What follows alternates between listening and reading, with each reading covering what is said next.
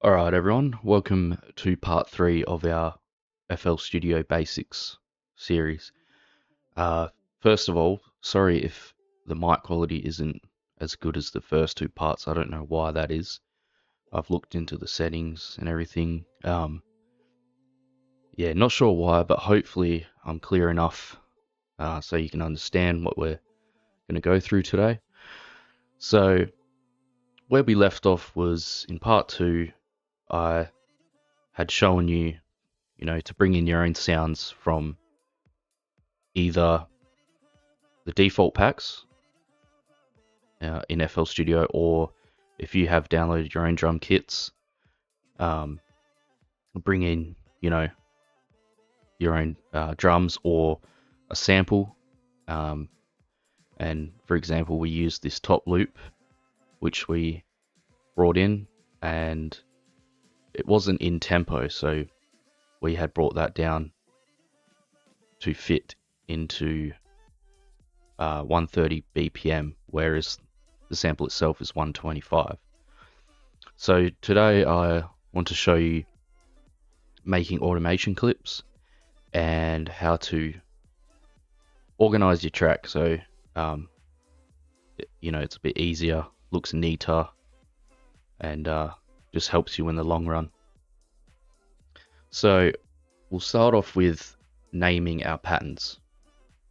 So if you want to just look at your sample that you brought in, you can hit audio.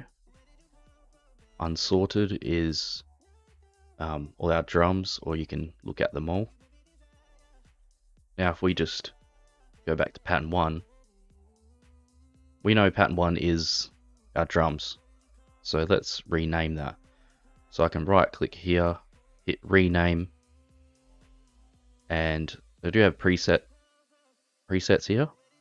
So I'll name it drums, but you can just type in drums if you wanted to, but we'll go ahead and name it drums. And it's also changed the color of it for us, which you can do that yourself. You just hit this color button here and change it to any color you want.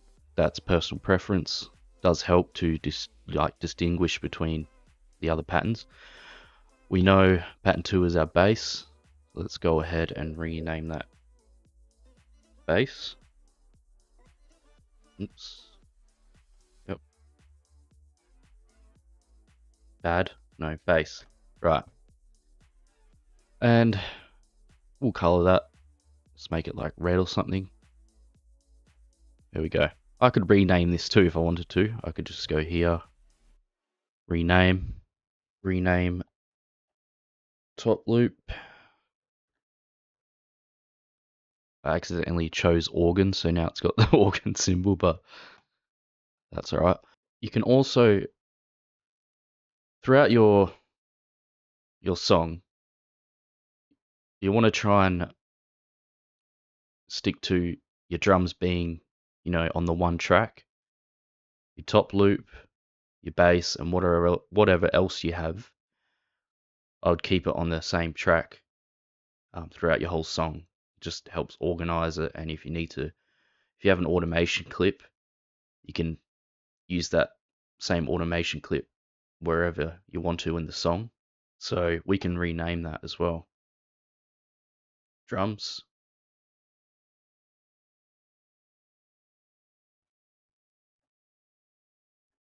Top loop. This is our bass. You can actually color these as well. Okay, so bringing in automation clips. For example, let's bring our bass and drums over here, and this here. And now let's say we want to just slowly increase the volume of our top loop before the drums and bass kick in. So normally I'll just highlight that area that I want my automation clip to be in. You can go ahead and right click the volume button over here, create automation clip, and this is what it will look like. Now I don't want it up here. I want it to be on its own track. So let's bring it down to track 4. We just want it to slowly increase its volume. So all I need to do is drag this down. And I can also change kind of the angle of the volume as well. So we can have it really quiet and just really slowly build up. Or we can have it build up quicker. Or we just want it, kind of default where it is. And this is what it'll sound like.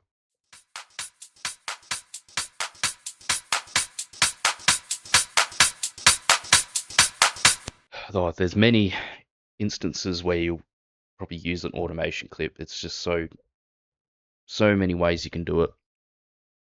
For build ups, when you want a certain effect to hit,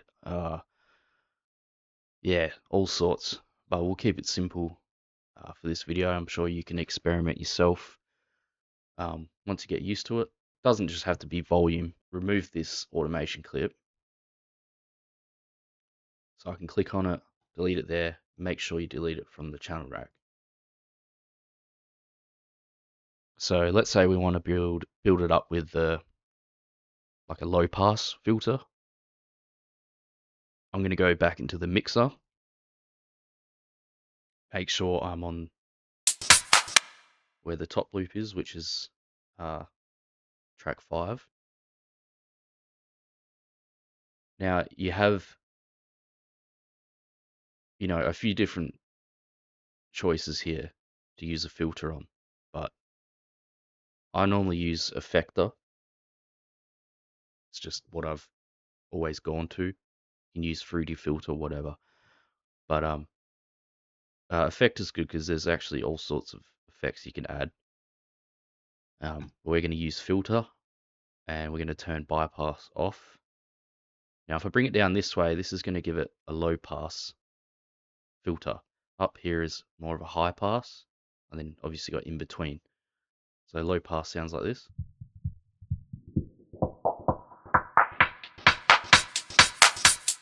High pass.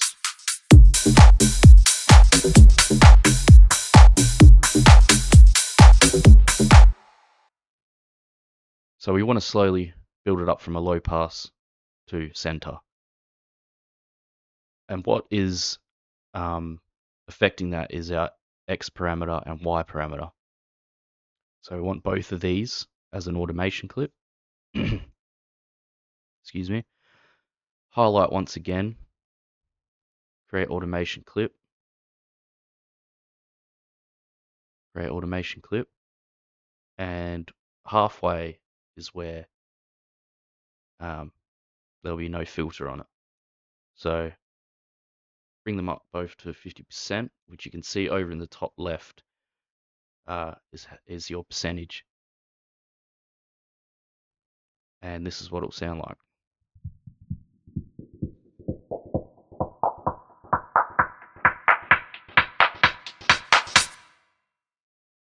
So that's just another example of how you can use a automation clip. Okay, so another example using an automation clip might be during a build up, and you want this, you have a snare that's slowly building up, going quicker and quicker, and you might want to increase its pitch and things like that. So another thing to mention is if I just deleted, our filter here, I just went like this and deleted it, it's still going to be on the low pass. But that's just because in our mixer, we've still got the filter active. So if you delete it, it should be back to normal.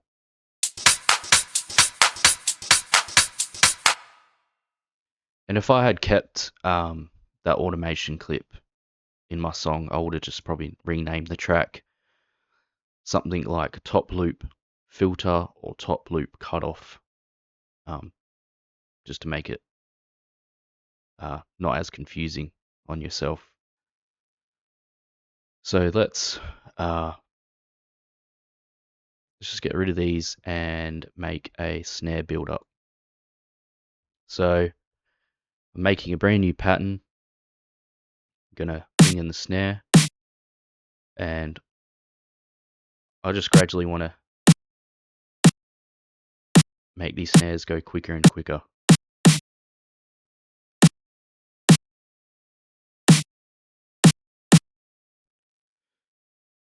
So let's just go 4 bars quickly. Now, instead of just constantly clicking and going along, it's a bit time consuming. So you can go Control A and Control B. So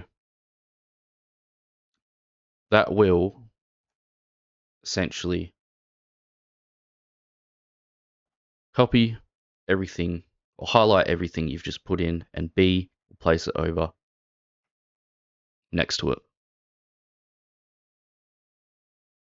So now we have an 8-bar loop, and maybe every 2 bars is where I'll start making it go quicker. So at the moment it sounds like this.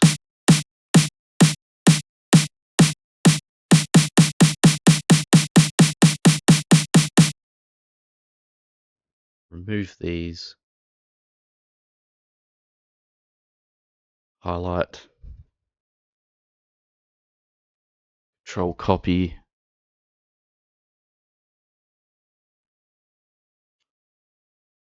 or I think I can highlight and go Control B.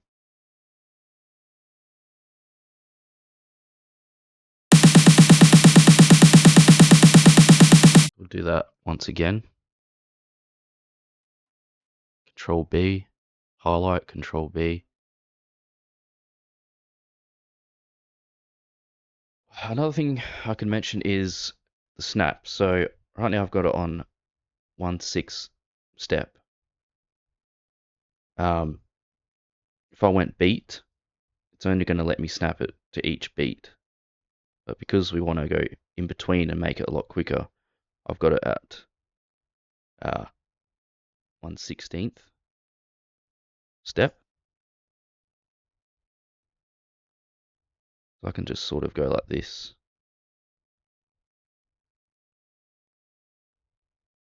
Now, you also got these tools up here. So to highlight, you can use this, and that's how you drag over and highlight. I can split my note with this slice tool.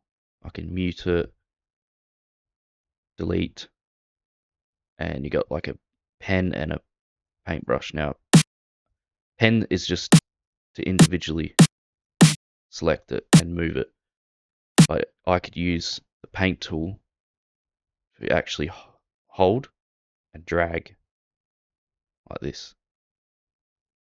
Go back to my pen tool and bring it all over. So now we have something like this.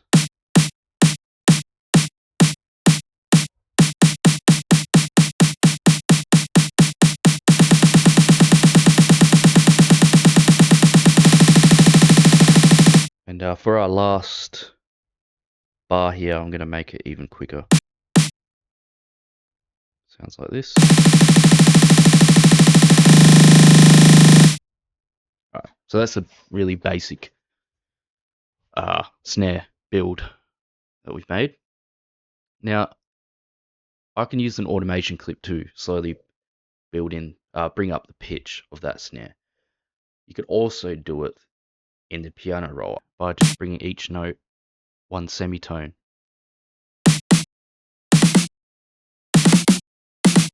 So that is one way to do it, but you can also use an automation clip.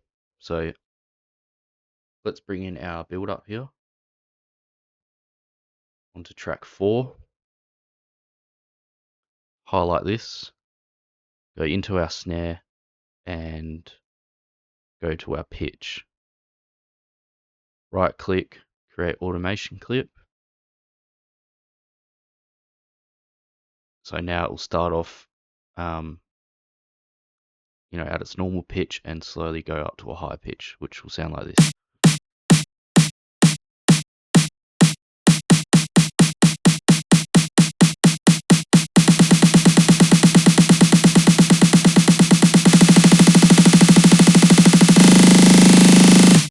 If you want to make this even more interesting, you could also add that low pass filter to it. So I'll just cut to that since I've already shown you. Now that will sound like this.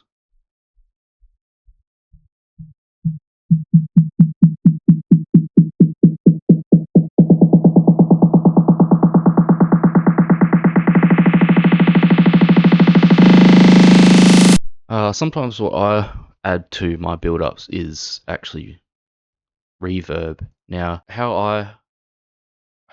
there's different ways you can do it, but normally I will go effector, reverb, turn that off, bring the reverb all the way up.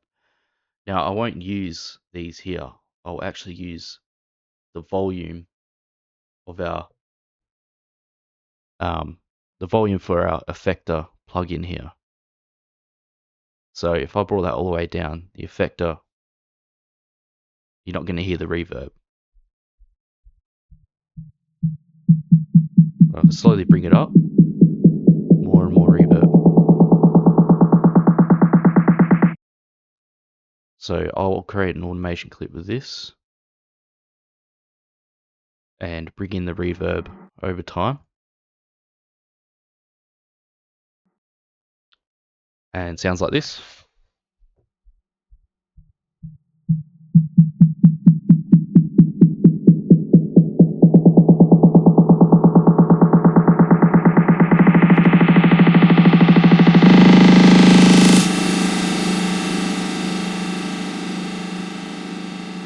Now,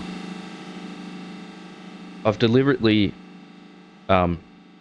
left it so you could hear what the reverb sounds like after our build up. And say if you had a drop right here, you don't want that, reverb still going. It's just going to sound horrible. So what you do is drag this out and make sure you just cut off the reverb right at the end here. Just like that. And let's say, I have a drop here, still got, got the drop going, and then I've got a, bridge, and the build up comes up once again. Well, I know that I can bring over my reverb here, to any part of the song and just literally create a new,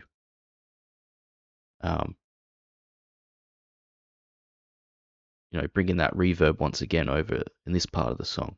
Or if I know the snare is only going to be used at the build up, I could just click this and bring it over to any part of the song as well. So that pretty much sums up part 3, showing you automation clips, different ways you can use them, why you would use them, and also organization, renaming. And yeah, so I think in part 4, I'm going to look at mixing your sounds, mastering, but there's so many different ways that people mix and master.